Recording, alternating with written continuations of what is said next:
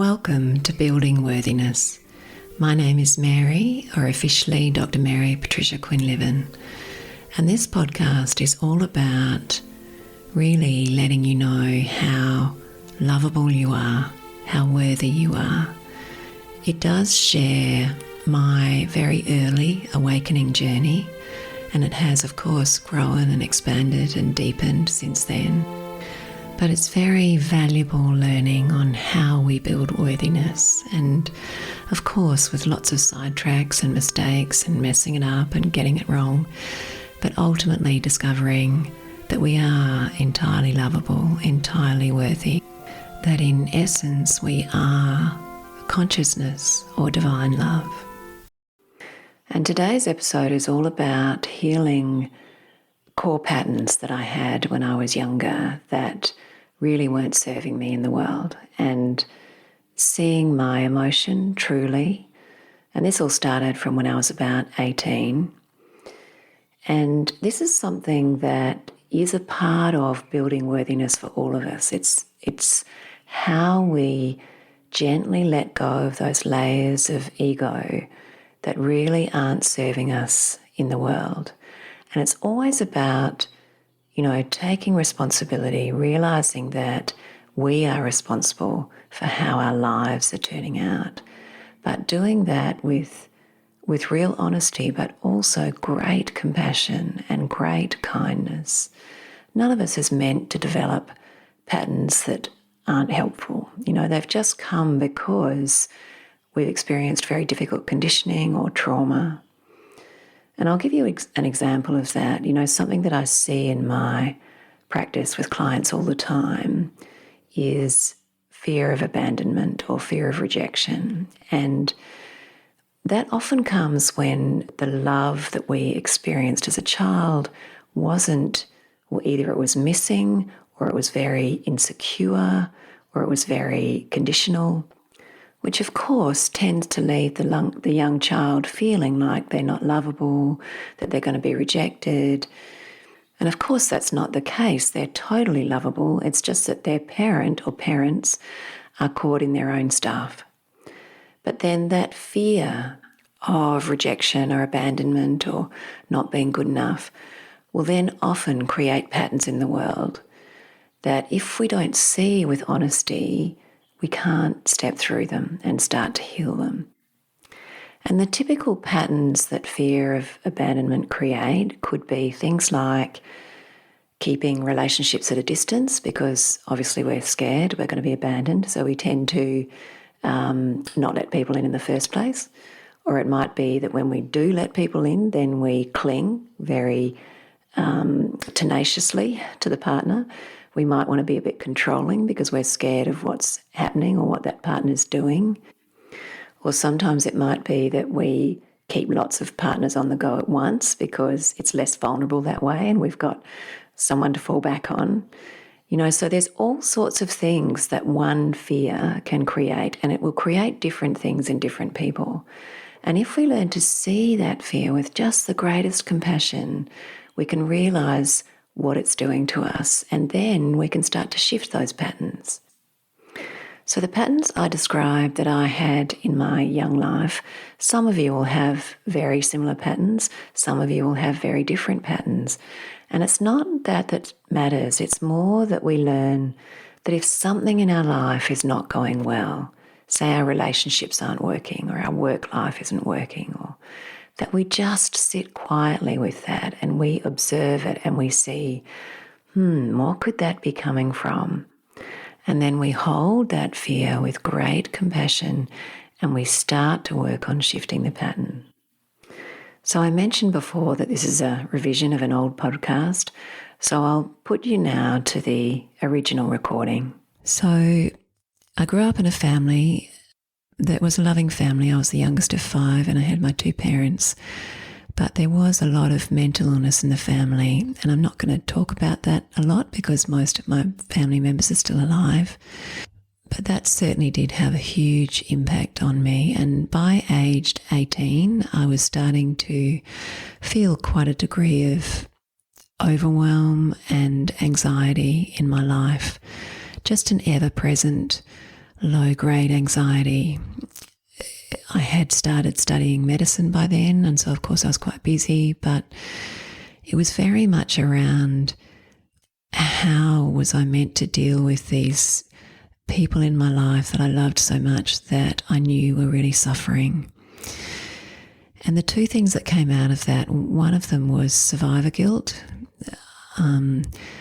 I'd had a bit of a better time in my family than my siblings. I came 5 years later than the rest of them, and I was naturally good at maths and science, which meant that things went more smoothly for me. So I felt a lot of guilt and unworthiness, and that it just somehow was so unfair and not okay that I'd had that easier time than them. I did start having counselling at the time, and I also started meditation, and I realised and really understand now that guilt is a very unhelpful emotion, and what I needed to do was to just accept my life and own the value that I had and really go for it. And the best thing we can do is step into life, own it fully, own our value, know we are worthy and that we are all worthy. And that sets an example for our loved ones to follow in the same direction. And the second thing that I did, and this was because I was a very sensitive human, and I felt the pain, I felt the ache in my loved family members, and somehow just thought it was my responsibility to fix that or save that or rescue it. And I'm not going to talk about my experience of this so much, just to preserve privacy for my family, but I will talk about clients that I've seen that do this. And I call it people carrying, and it's where we have an overdeveloped sense of responsibility, thinking that we have to fix others. And I've got this beautiful saying on the wall of my therapy room, which is, it's not our task to solve another's problems or take away another's pain.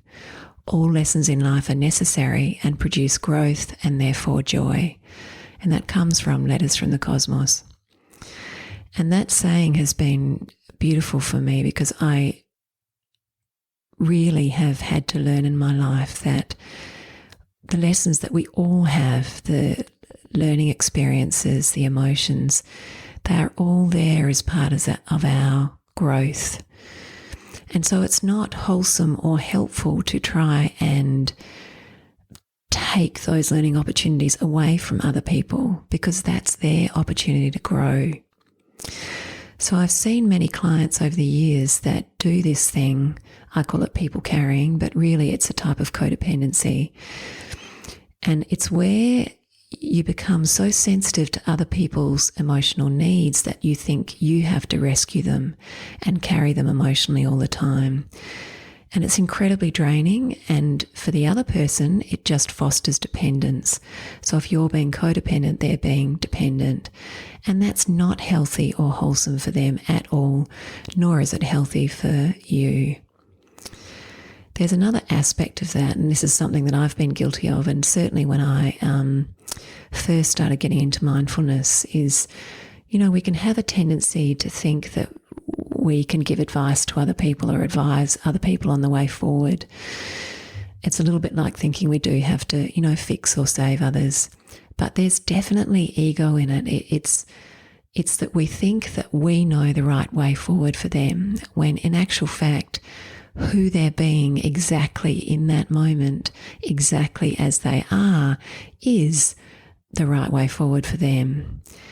And so I've had my fingers burned many times trying to give advice when it was very much unwanted and unneeded.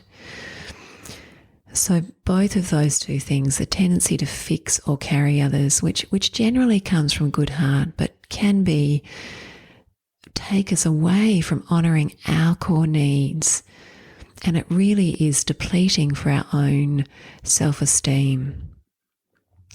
So that and giving advice are two things I've very much had to learn to steer clear of. There's something else I want to mention here, and I know many of you are experiencing this because I've seen it in my practice, and it was certainly my experience as a young person, and that is that it is very painful to watch people we love suffer. But as I've just been saying, we do have to learn how to, yes, love them, yes, be empathetic with them, but to just let that situation be. And in recent years, I've had this beautiful image, and I think I talked about in the first episode that once I started to enter into the light, I had a meditation experience of Jesus on the cross, and that he was transcended of suffering, that he was so deeply immersed in light, in love, in the essence of what we are, that he was transcendent of suffering on the cross. And I had this beautiful thing come up around Mary, his mother, and it was about, that was a situation which could have appeared to be suffering, and to know that she was also in that space of deep awareness, deep truth, and to know that her son, her beloved son, was in that space and transcendent of suffering. And so when I have loved ones that I'm sad about or concerned for, that's what I try and do, is just hold them in that space where in fact they truly are deeply in the light, in love, transcendent of suffering. And I know that that's healing for myself and for them. The next stage in my life that was very beautiful, but that I do want to talk about because there was definite learning for me in it, was when I met my beloved husband, Dan. And it was really about, when I met Dan, first of all, that I was managing for the first time in a decade, because in the first sort of 10 years of my life of meeting men and going out with men, I had a real tendency to dump the boyfriends that were actually nice and to go for people that weren't capable of really loving me. And that had been part of my conditioning, my unworthiness. And I see it very often in clients that if they've experienced, a lack of love, not because their parents meant to do that, but just because their parents had their own issues, or if they'd experienced abandonment or criticism, that very often we repeat those patterns in the partners we choose. And I want to encourage you, with Dan, I had already a fair bit of therapy, and I was learning how to be present, and I knew he was a loving being. But I must admit that real infatuation wasn't there so much. And I want to let you know that real infatuation often is an ego phenomenon. And we often feel that towards people that our conditioning would choose to go for. So those that I might have felt really infatuated by were definitely not the right kind of humans for me. So picking Dan was a process of moving beyond patterns. And once I realised I needed to stay with him, I did fall in love with him very quickly and have never regretted that. One thing that happened though when we first went out was that I still had a lot of pain inside me. My family was still really suffering. I perhaps still had some guilt. I was still burdened by thinking I was meant to be carrying them. And Dan copped it. I was in pain and I was projecting it on him. And we did go to a therapist a few times in our early life together.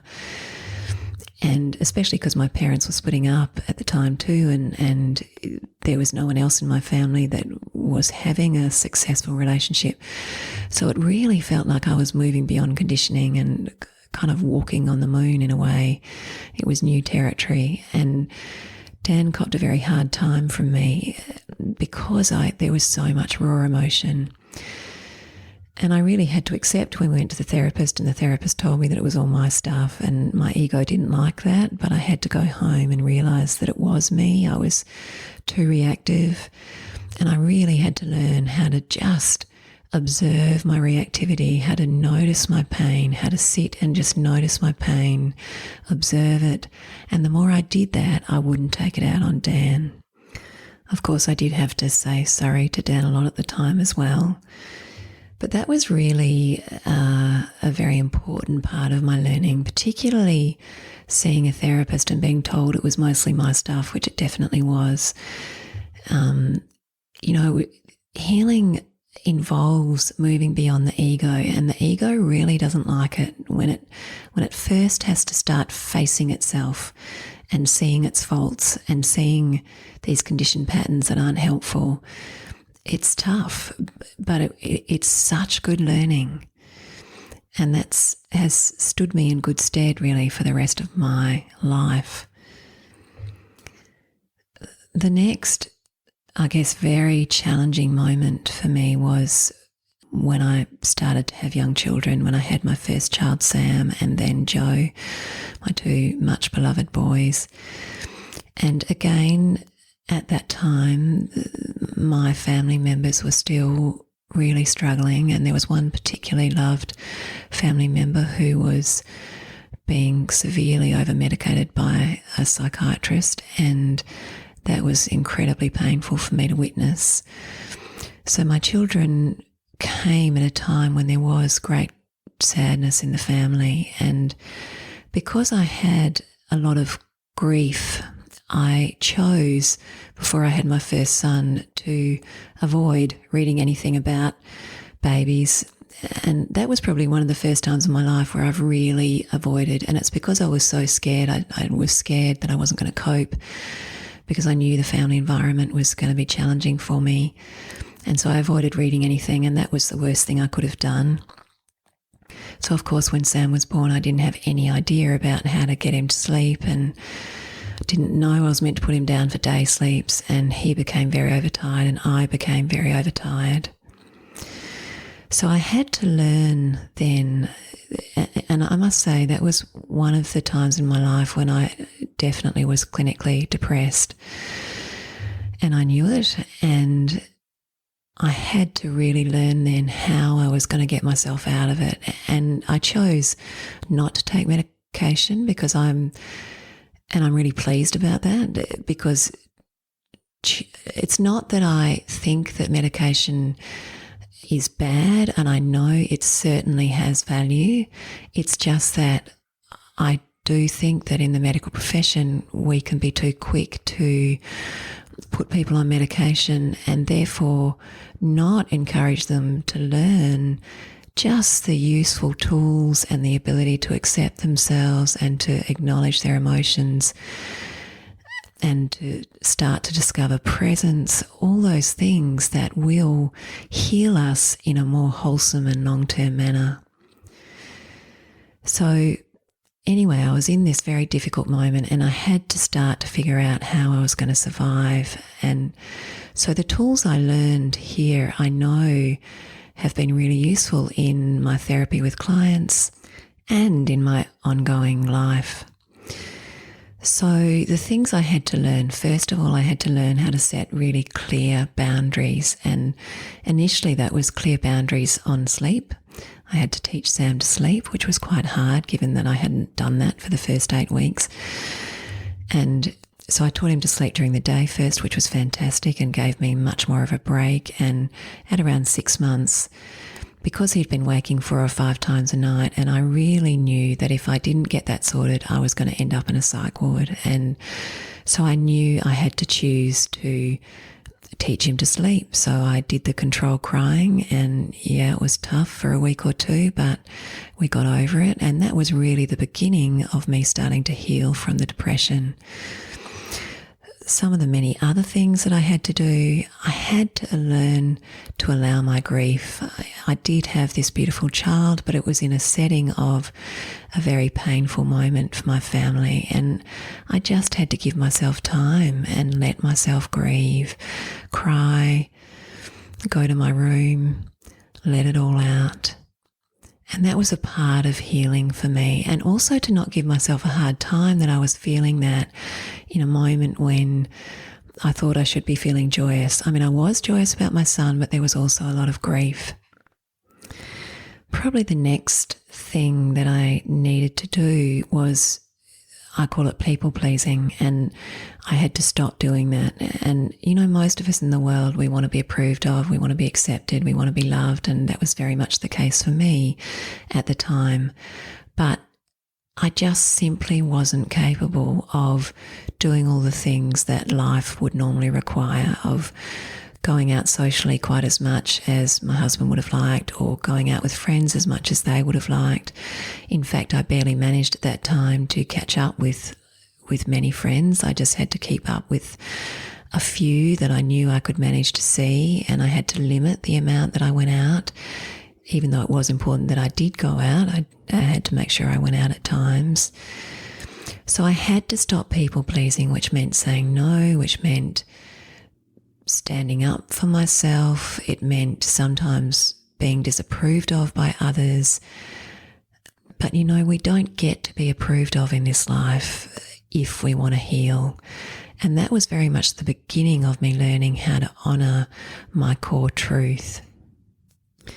I was still, to a degree, also thinking I had to rescue or carry the family, so I had to continue to learn how to extricate myself from that, to love them, but to not feel that I was responsible for them.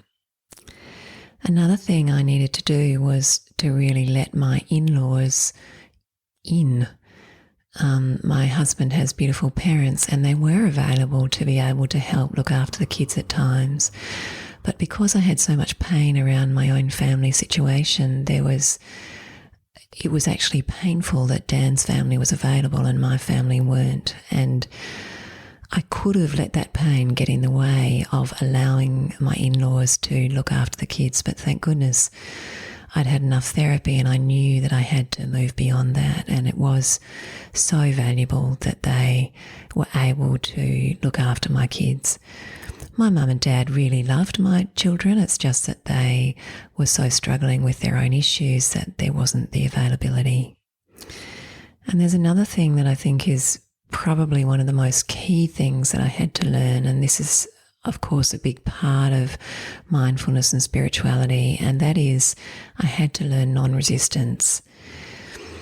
And the whole situation, and for all of us in life, when we have something that's happening that's really challenging, we want to resist it or fight it or hate it. And when we're in that struggle, we're really creating our own suffering.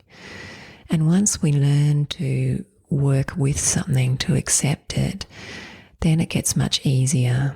And so I knew I just had to learn to accept the family situation as it was. I had to learn to nurture myself, and I had to learn all these other tools as to how to heal.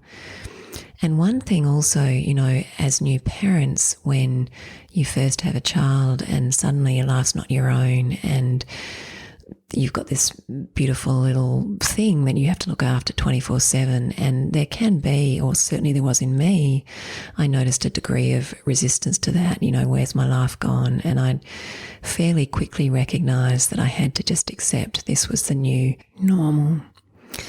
I think though, if I'm being honest, there certainly was a bit of victimhood in me around that time.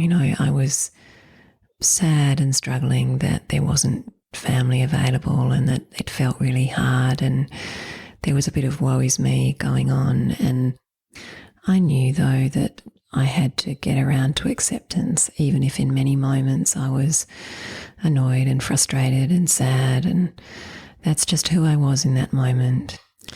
What I know now though, and what I see as the value of that time, is that it really started my ability to learn to listen to my inner needs and to be disapproved of if it meant nurturing myself. And that is absolutely key in healing. Some of the other things that I needed to learn around that time, I remember an incident. It was 3 weeks after my first child, Sam, was born, and it was my birthday. And on that day, not a single member of my family remembered to contact me. And I remember at the time feeling incredibly hurt because, it was a fragile moment and I was aching for a bit of love and support. And for a little while I was hurt and upset, but I started to recognize that they weren't trying to hurt me. They just forgot. They were just all caught in their own emotional stuff at the time. And this is something that is also key to healing, is that quite often in life we feel very hurt by other people. But if we tune deeply into that human and we see their conditioned patterns, their deep emotion, their pain, their fear, very often we realize that they're only behaving in the way that they can manage to behave given all the stuff that's going on inside them. And I certainly started to have that insight. I knew my family loved me. I knew they weren't trying to hurt me. It was just I was in an oversensitive moment. But it is very key to healing to be able to recognize that humans that are hurtful are being controlled by their own unconscious emotion and conditioning, and it's not our stuff, okay? It's to do with them. Because what happens is we start to think that there's something wrong with us, and over the years, many clients that I've seen when they've been treated badly have come out of it thinking that there's something wrong with them, and that's absolutely not the case. It's that another human's pain or fear has been projected onto them, and they've then taken it personally. So it's a really valuable thing to learn. And it doesn't mean, of course, that we can't stand up for ourselves. That's really important, to be able to stand up for ourselves in a compassionate manner. And what I did with that birthday situation in future years was I just reminded people when my birthday was going to be so that they couldn't forget. There's one other thing I think that was really key at that time, and that was just allowing vulnerability. So many of the clients that come through my door are in a certain place and they think that they should be somewhere else. And it's so valuable to just be able to let ourselves be lovingly as we are. And I knew back then that I just had to allow my sadness, allow my vulnerability, allow my fragility, and be willing to reach out for support. That was really the beginning of me learning to crack open. The things that I didn't know that back then, and one of the main things was I didn't understand the value of presence.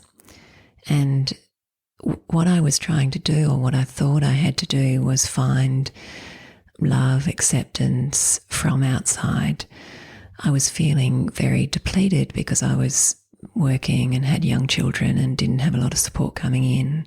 And so I thought I had to find that outside. And that's where most of us get it wrong, is that we think that love comes from outside. And what I have discovered is this immense wellspring of love that is available to us inside of ourselves. So that concludes this episode of Building Worthiness. Please share this podcast with any friends or family or people you think may be interested, and like it or subscribe. That really helps me. And check out my website at livingawarenesswa.com. I also have a Facebook and Instagram page, which are both Living Awareness WA. And I highly recommend Isira, and her website is isira.com. Much love to you all.